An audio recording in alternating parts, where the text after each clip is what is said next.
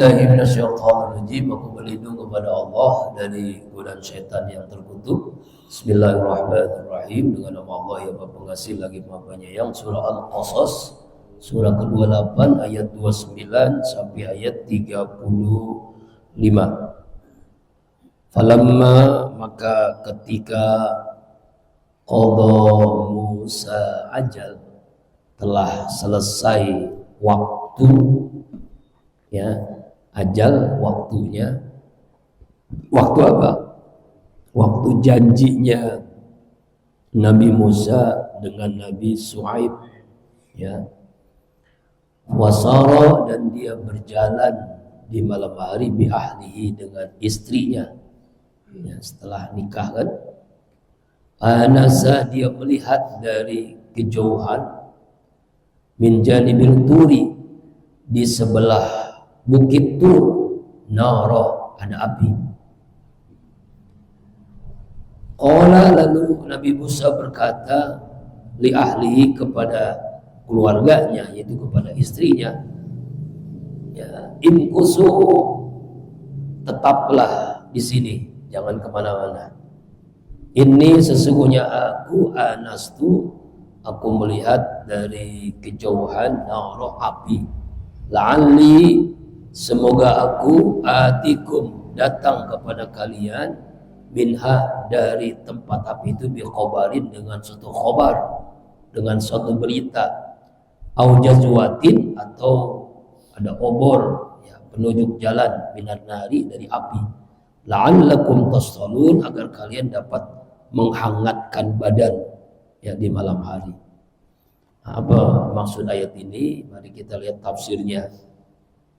Pertama, tafsir Jalalain, ya. Allah Subhanahu wa taala berfirman, falamma qada Musa al-ajal ay ra'iyatun wa samanun aw isri sininan al-majnun bi. Jadi Nabi Musa berkata, ya, ketika Nabi Musa berkata selesai menyelesaikan tugasnya, yaitu beliau itu disuruh untuk bekerja selama 8 atau 10 tahun, ya kan, atau 10 tahun, samanun au asara, 8 atau 10 sinin, tahun. Jadi Nabi Musa ini bekerja, syarat untuk menikah dengan anak Nabi Shu'aib, bekerja selama 8 tahun, ya. Nah, kemudian akhirnya Nabi Musa ini pengen kembali pulang, karena sudah 8-10 tahun ini pengen kembali ke negerinya, di mana, di Mesir sana, ingin kembali ke Mesir. Nah, ini pamitan lah istilahnya, pamitan dengan Nabi Shu'aib, mertuanya, karena memang janjinya seperti itu. Dalam tafsirnya Imam Nawawi Al-Bantani, bahwa Nabi Musa ini menyelesaikan janji Nabi dengan Nabi Shu'aib, lalu dia berangkat bersama anak, bersama istri dan anak-anaknya, dengan diberikan bekal kambing dari mertuanya, ya. Kemudian di waktu yang sangat gelap, malam-malam, dia melihat apa? Melihat api, begitu, dari kejauhan kelihatan api, ya. Ya, tentunya ini sesuatu yang belum pernah kejadian, ya. Sara bi ahli zaujatu bi izni abiha nahwa Misra, yaitu istrinya dengan izin bapaknya, mertuanya, ke kota Mesir. Ana absara min ba'id, melihat dari jauh, ya. Janibitul ismul jabal, itu sebelah bukit Tur, nama sebuah jabal, gunung. Naron, ada api. Ya, ini aneh kan? Gelap, dingin, melihat api. Ya, pasti kan melihat sesuatu yang aneh di malam hari, ada api. Lalu apa yang dilakukan Nabi Musa alaihissalam? Inni anastu nara la'alli atikum min abi khabarin anit taghriki wa kana qad akhtaha ajazwatin bitaslisil jimi qati'atin wa sa'latin. Yaitu Nabi Musa alaihissalam ya mengatakan kepada istrinya, tunggu di sini, tetap di sini, jangan kemana-mana. Saya mau melihat, saya melihat api, saya akan menuju api itu, menuju ke tempat itu. La'ali atikum, semoga dengan adanya api itu ada kabar, ada berita yang bisa membuat kita petunjuk jalan, ya. Auzaswati minan nar, atau dengan api itu tostolun, bisa menghangatkan tubuh. Namanya juga malam hari kan, nggak ada manusia di padang pasir, gelap, tidak ada apa-apa. Nah, melihat api kan aneh kan? Ya, dengan api itulah kata Nabi Musa kepada istrinya, kepada keluarganya, semoga dengan api ini bi khabarin, ada kabar, ada berita, ya, ada berita apa nih yang mengenai jalan ini menuju kemana. Istilahnya itu Google Map-nya, ya, Google Map, ya, di waktu itu di padang pasir dengan adanya api, atau menjadi apa, tostolun, bisa menghangatkan badan dengan adanya api di malam yang dingin ini. Allah Akbar. Lalu apa yang terjadi berikutnya? Falamma ataha nudiya min satil wadil ayman bil buqah al mubarakah. Maka ketika Nabi Musa mendatangi api itu, nudiya, nah tiba-tiba Nabi Musa dipanggil, ya, dipanggil di mana ini? Ya, li bil buqatil mubarakah li Musa li samai kalamullah fiha minas sajarah. Jadi Nabi Musa ketika menuju api itu dipanggil di sebelah kanan tempat yang diberikan keberkahan oleh Allah, ya, makanya al mubarakah, tempat yang penuh dengan keberkahan, ya, tempat yang penuh dengan keberkahan. Nah, jadi dalam tafsir Ibnu Katsir, Nabi Musa ke arah tempat itu tuh mengarah ke kiblat, ke Baitullah. Bukit itu ada di sebelah kanannya. Melihat api yang sangat besar di pohon hijau di lereng bukit yang berselahan dengan lembah itu. Musa heran menyaksikan, kok aneh, ada pohon hijau tapi ada api, aneh kan? Nah, kemudian min satil wadil aiman fil buqatil mubarakah, ya, di sebelah kanannya itu ada sebatang pohon kayu, ya. Di dalam tafsir Ibnu Katsir dijelaskan bahwa Nabi Musa itu melihat pohon namanya pohon samurah, hijau, daunnya lebat, ya. Wahab bin Munabi mengatakan pohon alik, ada juga yang mengatakan pohon ausaj, ya. Kenapa disebut pohon ausaj? Karena kayu yang dipegang oleh Nabi Musa namanya kayu ausaj. Nah, itu. Jadi ada beberapa riwayat nama pohonnya, ada yang mengatakan samuro, ada yang alik, ada ausaj, ini nama pohonnya. Pada intinya adalah, ya, ada juga yang mengatakan pohon anggur, pohon alik, pohon ausaj, pohon anggur. Nah, ini kan di dalam tafsir Jalalain juga kan, ya kan, wahia sajaratun anab, pohon anggur, pohon alik, ausaj, pohon ausaj. Ya, pohonnya, nama pohonnya. Ya, yang terpenting adalah Nabi Musa itu aneh melihat api yang besar dekat pohon. Harusnya kalau dekat pohon, pohon itu kan kebakar. Ini enggak. Kok enggak? Gitu. Kok tidak apa? Tidak kebakar gitu. Maka disebut bil buhatil mubarakah. Sebidang tanah yang penuh dengan keberkahan. Al mubarak berkah. Ya, kenapa al mubarak berkah? Karena di situ pohon hijau, ada api yang besar. Aneh, itu pohon tidak terbakar oleh api itu. Makanya pohon berkah namanya, al-mubarakah. Kemudian apa yang terjadi?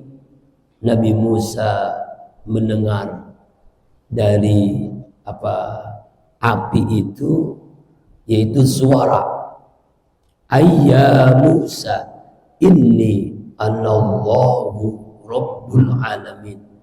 Wahai Musa, sesungguhnya aku adalah Allah, Tuhan semesta alam. Ingat ya, bukan zat Allah, tapi kalamullah, suara Allah lewat api itu. Jadi jangan sampai kita salah menafsirkan, oh api itu Allah. Bukan. Itu hanya makhluk Allah yang diperintahkan Allah dengan api itu. Ya Allah melalui wasilah itu berbicara.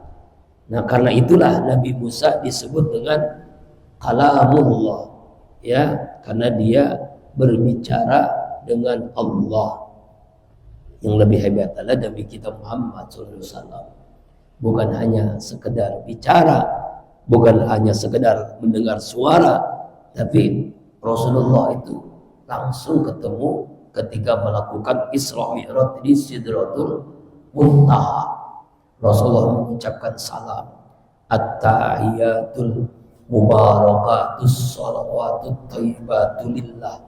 Segala penghormatan, segala pujian, segala keberkahan semuanya milik Allah. Ucapan salam Nabi kepada Allah.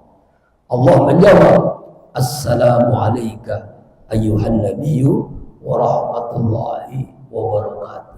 Semoga keselamatan, rahmat, keberkahan untukmu hai Nabi. Nah, mendengar jawaban Allah, Nabi Muhammad apa yang dikatakan? Dia tidak mau egois. Assalamu alayna wa ala ibadillahis salihin. Semoga keselamatan untuk kami dan orang-orang yang saleh. Jadi bukan hanya untuk Nabi, tapi semua orang soleh mendapatkan keselamatan. Itu namanya pemimpin yang sangat bijaksana, sangat adil, sangat hebat. Tidak egois, ingin dapat enak sendiri, nggak mau dia. Semuanya ingin mendapatkan yang sama. Itulah yang menyebabkan seluruh makhluk Allah yang di langit bersyahadat, asyhadu an la ilaha illallah wa asyhadu anna Muhammad Rasulullah. Allahumma sholli ala Sayyidina Muhammad wa ala ali Sayyidina Muhammad. Ucapan itu yang kita baca ketika ngapain? Ketika tahiyat dalam sholat. Itulah ucapan Allah, ucapan Rasulullah kepada Allah, ucapan Allah kepada Nabi Muhammad, dan ucapan para malaikat. Kembali lagi ke kisah Nabi Musa. Jadi dari api itu, sumber api itu bukan api yang ngomong ya. Jadi melalui wasilah api Allah ngomong. Apa kata Allah? Inni anallahu rabbul alamin. Begitu. Jadi yang berbicara kepadamu ini adalah Allah, Tuhan semesta alam. Ya, yang Allah itu maha suci dari kemiripan dengan makhluknya, dalam zatnya, dalam sifatnya, dalam perbuatannya. Ya, jadi bukannya Allah itu api, bukan, tapi melalui wasilah api, ya, Nabi Musa mendengar suara bahwa dia adalah Allah Rabbul Alamin. Wa an alqi asaq, lalu memerintahkan kepada siapa? Nabi Musa untuk melemparkan tongkat yang dipegangnya. Lemparkanlah tongkatmu. Nah itu kan tiba-tiba punya tongkat. Jadi begini kan, itu ada pohon tuh. Pohonnya itu istilahnya itu ada yang apa yang terpotong ya pohonnya itu, lalu dipegang menjadi tongkat begitu. Disuruh oleh Allah untuk melemparkan fa'alqaha, halaman 85 tafsir Jalalain. Maka Nabi Musa pun melemparkan tongkat yang dipegangnya, ya, yang ada di tangannya. Ini juga dalam surah Thaha, ya, wa ma tilka biyaminika ya Musa qala hiya asaya atawakkau 'alaiha wa usbi 'ala ghanami wa li fiha ma'rib ukhra. Apakah yang ada di tanganmu hai Musa?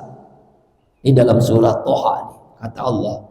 Musa menjawab, ini tongkatku, ini aku pegang, aku pukul daun dengan tongkat ini untuk kambing-kambingku, dan ada kebutuhan dengan tongkat ini. Karena itulah Allah memerintahkan faqaha fa hiya hayyatun tas'a, lemparkan tongkat itu hai Musa, lemparkan. Lalu apa yang terjadi ketika Nabi Musa melemparkan tongkatnya? Falamma ra'ahu tattazzu ka'annaha jannu walla mudbiran wa lam yu'aqib. Ketika Nabi Musa melemparkan tongkatnya, tahtazzu, taharrak, bergeraklah tongkat itu, bergerak. Aneh itu, tongkat dilemparkan bergerak-gerak, tahtazzu, taharraka. Ini dalam tafsir Jalalain, taharrak, bergerak-gerak, taharraka, karena hujanu wa yal hayatu saghira min suratil harakatiha, yaitu bergerak-gerak seakan-akan dia adalah seekor ular yang sangat besar, ya kan? Ya, kalau di sini hayyatun saghira min suratil harakatiha, yaitu hewan yang kecil yang gerakannya sangat cepat. Seekor ular yang gerakannya sangat besar. Dalam tafsir Ibnu Katsir, ularnya besar, gerakannya cepat, giginya banyak, lebar mulutnya, taring-taringnya, giginya tuh sangat luar biasa. Jadi kalau ada batu ditelan, batu aja ditelan, masuk ke mulutnya. Oh, ya kan, batu aja bisa ditelan oleh siapa nih? Oleh ular tadi. Gitu kan. Kan bingung nih. Nabi Musa ketakutan yang amat sangat. Walla mudbira. Ya, walla mudbira. Apa walla mudbira itu artinya di dalam tafsir Jalalain, hariban minha. Dia ketakutan lalu berlari dia. Ya, berlari tanpa menengok ke belakang, saking takutnya. Jadi dia berbalik ke belakang tanpa noleh.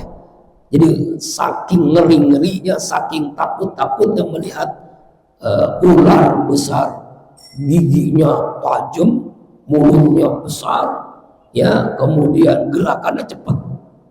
Ya, lari Nabi Musa, ketakutan tanpa nengok, saking takut-takutnya.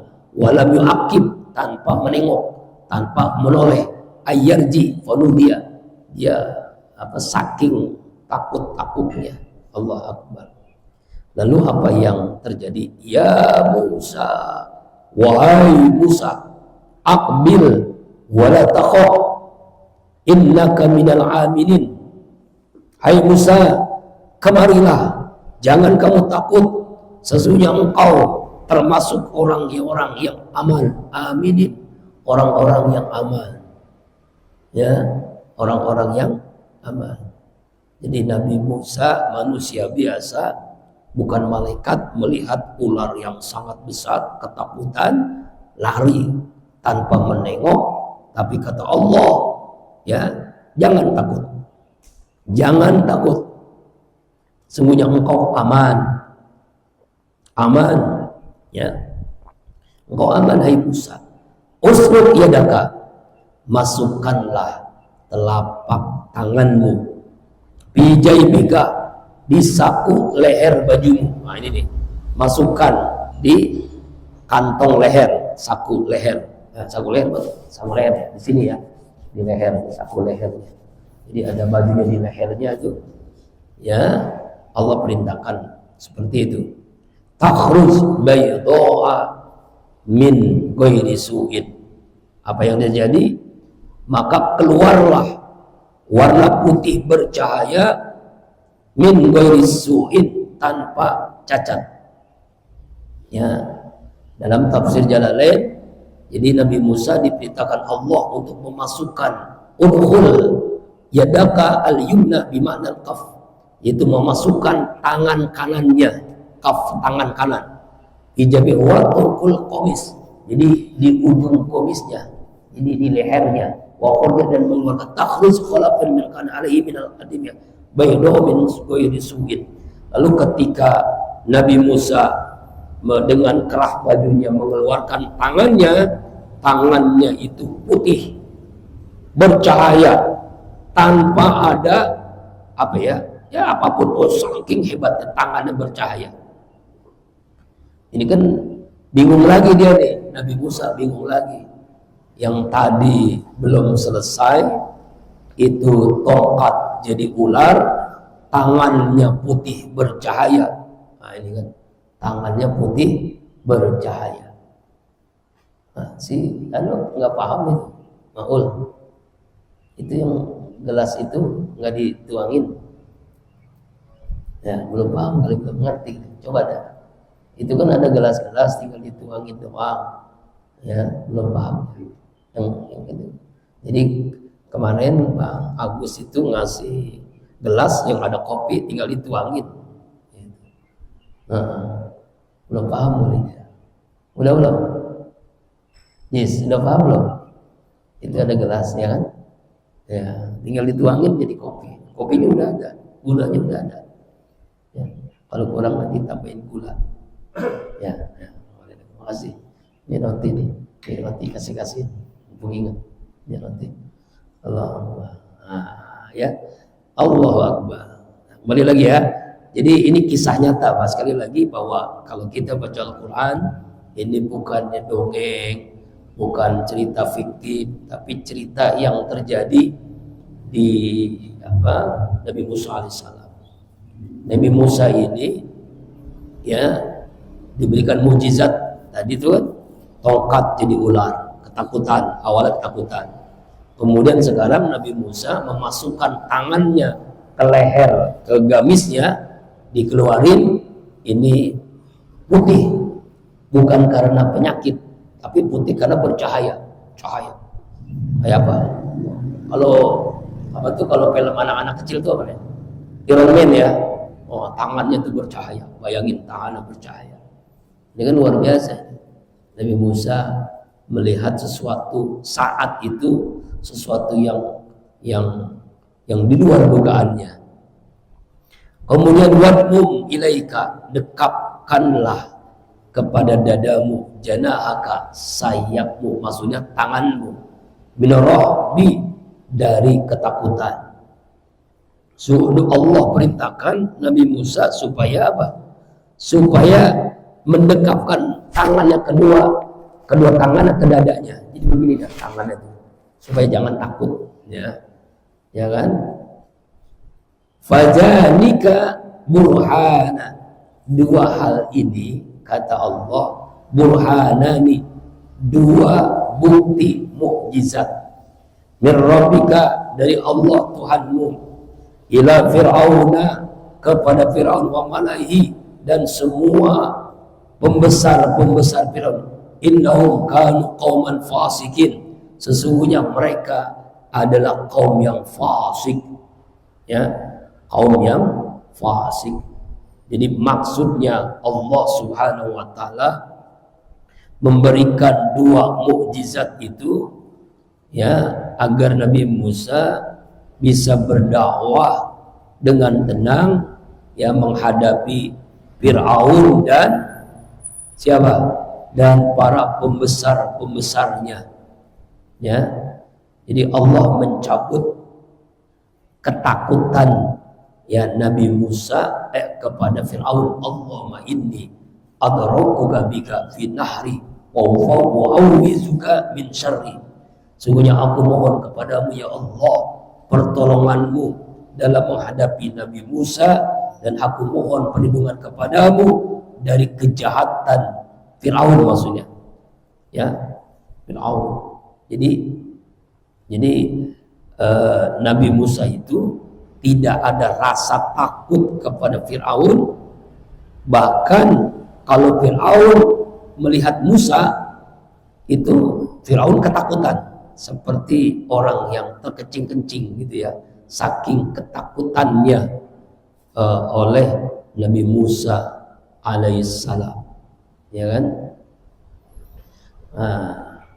Jadi ini adalah mukjizat yang Allah berikan kepada Nabi Musa alaihissalam untuk menghadapi orang-orang yang fasikin, ya, untuk orang-orang yang fasik. Kalau di tafsir Jalalain memang dijelasin cara membacanya. Jadi boleh membacanya fazannika, ya, atau juga fazannika. Jadi difathahkan dua hurufnya, disukunkan huruf yang kedua, ma'afatil awal wadamu ayhulf. Jadi adalah saat takut, ya. Kemudian ayat yang selanjutnya, ayat 33. Qala, lalu Nabi Musa berdoa kepada Allah Subhanahu wa ta'ala. Rabbi, ya Allah, ya Tuhanku, inni, sesungguhnya aku telah membunuh minhum, di antara mereka, nafsan, seseorang jiwa, wa khafu, aku takut, aku khawatir, ayaqtulun, mereka akan membunuhnya. Ini kan kisah yang lalu kan, Nabi Musa ini menampar seorang Bani Israel, seorang orang Mesir gitu ya, rakyatnya Fir'aun ditampar mati. Makanya kan dia dicari-cari kan, dia hijrah kan. Nah, Nabi Musa ini ngomong kepada Allah, ya Allah, ya Rabb, saya ini takut dibunuh oleh Fir'aun dan bala tentaranya. Kenapa? Karena dulu aku telah membunuh orang Mesir, ya, membunuh orang Mesir. Nah, coba kita lihat tafsirnya. Bitasdid wa takhfif ayat sar wal yadu ma ma'asaini wa masailaihi al-mutal li tasghir khabaru mursalan, ya, mursal al-qaddi as-sabiq, ya. Jadi cerita yang lalu membunuh orang Mesir, makanya dia takut dihukum, dibunuh juga. Nah, inilah yang membuat Nabi Musa kan keluar dari Mesir karena dia mau dibunuh karena telah membunuh siapa? Orang Mesir itu. Wa akhi Harun, saudara laki-lakiku Harun. Wa absahu, dia lebih fasih, lebih jelas, minni, dariku, lisannya, ya, lisannya. Fa'arsilhu, maka aku mohon utuslah dia ya Allah, ma'i, bersamaku, ridwan, sebagai pendamping, ya, yusaddiquni, yang membenarkan ucapanku, inni akhafu ayyukazibun, sungguh aku takut mereka mendustakanku, mereka tidak percaya kepadaku, ya kan. Nah, ini jawabannya, doanya Nabi Musa kepada Allah untuk ada saudaranya yang mendampingi dia. Siapa namanya? Harun. Harun ini saudara sepupu. Nah, ini kopi dari Bang Agus PAUD supaya rezekinya barokah. Kita ketahui kenapa Nabi Musa tidak mau langsung ngomong kepada Fir'aun, karena Nabi Musa ini cadel. Suaranya tuh kalau ngomong tuh gak jelas. Kenapa cadel? Karena ketika masih bayi, ya, Fir'aun itu ngasih pertama makanan coklat, yang kedua bara api, disuruh pilih. Kalau Musa milih makanan, dibunuh langsung, karena dia orang yang akan menghancurkan kerajaannya. Tapi kalau dia makan bara api, nggak dibunuh. Itulah yang menyebabkan Nabi Musa itu cadel, karena lisannya, lidahnya terbakar, ya kan? Makanya berdoa kepada Allah, Rabbi shrah li sadri wa yassir amri wahlul 'uqdatam min lisani yafqahu qawli waj'al li waziran min ahli Harun akhi ushdud bi ajri wasrif bi amri. Ya Allah, ya Rabbi shrah li sadri, ya lapangkan dadaku, wa yassir amri, mudahkan urusanku, wahlul 'uqdatam min lisani, lepaskan kecadelan, kekakuan lidahku, yafqahu qawli, agar mereka memahami ucapanku, waj'al li waziran li ahli, jadikanlah pembantu dari keluargaku Harun. Harun ini masih saudara sepupunya. Harun akhi, yaitu Harun saudaraku. Usbi ajri, teguhkanlah dia dengan kekuatanku. Wasfi amri, jadikanlah ia sekutu dalam urusanku. Nah ini, itu yang membuat Nabi Musa ini tugasnya berat. Nabi tapi cadel. Nabi ngomongnya kaku, makanya dia didampingi oleh Nabi Harun alaihissalam. Jadi Nabi Harun ini aslinya, asisten pribadinya Nabi Musa alaihissalam. Kenapa? Karena Nabi Harun tidak cadel, ngomongnya biasa, jelas, begitu ya. Memang isinya jubirnya, juru bicaranya. Nah, jadi memang harus ada asisten. Orang-orang hebat itu harus ada jubir, ya, juru bicara. Nah, Masya Allah. Itu pahit apa manis kopinya? Pahit. Pahit. Belum cobain. Nanti pakai susu jadi nggak pahit. Habis kopinya. Jis, habis nggak? Masih ada? Abi boleh cobain. Abi minta satu ya. Kalau ada. Rotinya masih ada nggak? Masih ada. Minta roti sama kopi. Ya.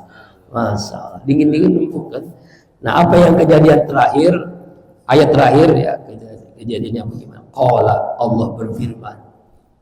Ayat 35. Allah berfirman. Sanasudduhum adudaka. Kami akan menguatkan lenganmu, kekuatanmu, saudaramu, woyakika, dengan saudara-saudaramu. Jadi lebih kuat lagi Nabi Musa. Wa naj'alu lakuma, kami jadikan kalian berdua, Musa dan Harun, sultanan, kekuatan.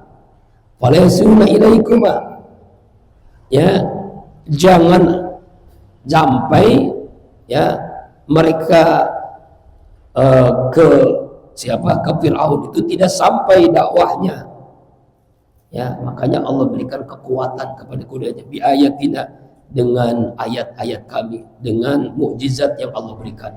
Antuma, kalian berdua, hai Musa dan Harun, wa man ittaba'akum al-ghalibun, ya, siapa yang mengikuti keduanya, ghalibun, adalah para pemenang.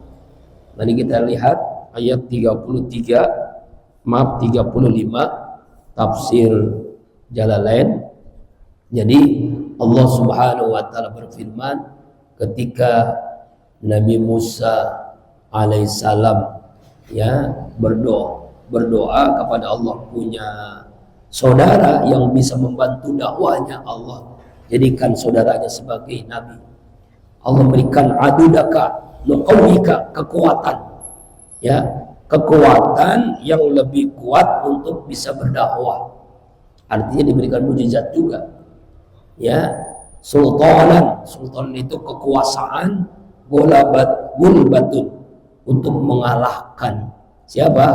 Mengalahkan Fir'aun dan bala tentaranya, ya. Jadi maksudnya itu Allah Subhanahu wa taala menjadikan saudaranya itu juga nabi, bukan manusia biasa. Jadi juga nabi juga, Jadi Harun ini bukan siapa? Bukan manusia biasa, tapi juga nabi, karena doanya, karena permintaannya Nabi Musa alaihissalam. Karena doanya, ya Allah jadikan Harun ini menjadi nabi dan rasul bersama-sama dengan dia berdakwah kepada Firaun. Makasih. Sama rotinya ya, kalau masih ada. Nah, kalau masih ada. Wa kana indallah wajiha. Dia Allah memiliki kedudukan yang terhormat. Allah Akbar. Ya, jadi Nabi Musa dan Harun ini memiliki kelebihan yang Allah berikan. Kalau Nabi Musa tongkat dan makasih, tongkat dan tangannya bercahaya, kalau Harun lisannya. Jadi orator ulung lah, kayak almarhum Kiai Haji Jurun Ebjet gitu ya. Jadi kalau ngomong itu orang terpukau gitu. Ya, itu mujizatnya Nabi Harun. Jadi kalau pengen tahu apa sih mujizat Firaun, Firaun nggak punya tongkat, Firaun nggak punya kitab Taurat, Firaun nggak punya tangannya, ngomongnya hebatnya. Jadi memang harus ada orang yang ngomongnya hebat, orator namanya, retorikanya itu hebat. Ya kan ya? Ada manajemen kolbu Agim. Ada kalau ngomong tuh orang pada terpukau. Ya, Jijrin Ebjet almarhum. Kemudian ada yang ngomong itu pasti ada pantunnya, Ustadz pantun. Nah itu kan ya. Nah, Nabi Harun ini memiliki kelebihan. Kalau ngomong orang dengar karena ucapannya itu mujizat dari Allah Subhanahu wa Ta'ala. Jadi kalau pengen tahu, yang tanya gitu, apa sih mujizatnya Nabi Harun? Orator, pintar ngomong, ya, ngomongnya itu luar biasa. Ya, jadi juru bicaranya Nabi Musa, karena Nabi Musa cadel, lalu dia yang menyampaikannya dengan bahasa yang santun, bahasa yang penuh makna. Ya kan, dalam tafsir Ibnu Katsir, inna lanansuru rusana walladzina fil hayati dunya, sungguhnya kami menolong para rasul kami dan orang-orang yang beriman dalam kehidupan dunia. Ya, jadi berdua dengan membawa mukjizat, kamu akan menang. Kamu akan menang keduanya. Ya, artinya jangan takut, jangan khawatir. Apa yang diberikan oleh Allah itu mampu mengalahkan Fir'aun. Nah, bagaimana kisah selanjutnya? Insya Allah di minggu yang akan datang. Apa yang kita simpulkan? Pertama, ya, Nabi Musa diberikan kelebihan oleh Allah. Nabi Musa bisa mendengar ucapan Allah. Ya, dia mendengar ucapan Allah, yaitu melalui wasilah api di Bukit Tur. Kemudian Nabi Musa diberikan mukjizat, tongkatnya menjadi ular, tangannya bercahaya.